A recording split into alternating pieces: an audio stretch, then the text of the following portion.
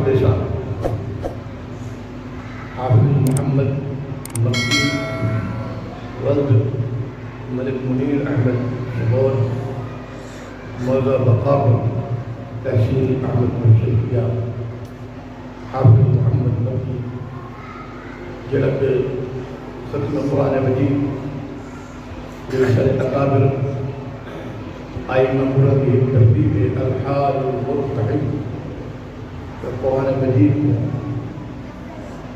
मकसद ख़त्म करने की मगर तकमील कराने दे और तकमील वास्ते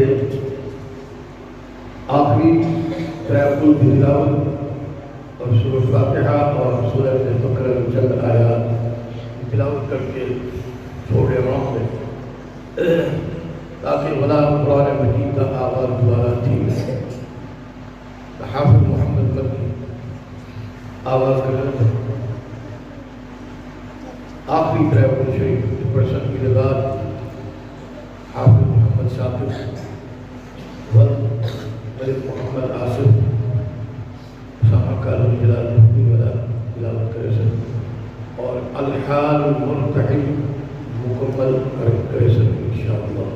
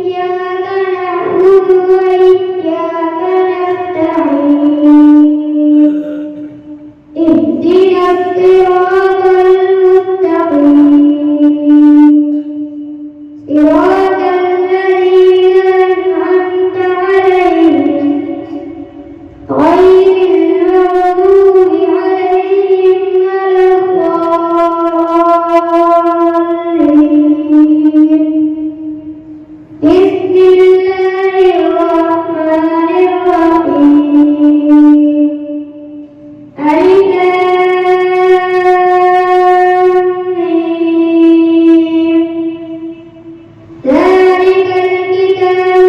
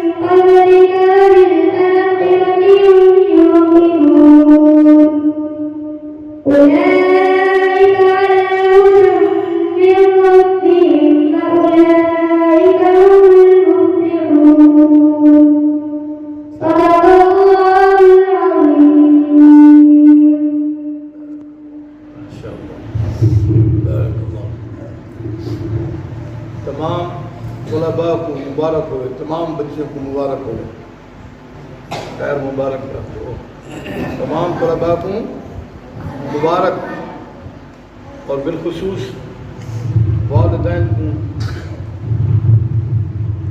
मलिक मोहम्मद आसिफ और मलिक मुनीर अहमद को भी बहुत बहुत मुबारक हो।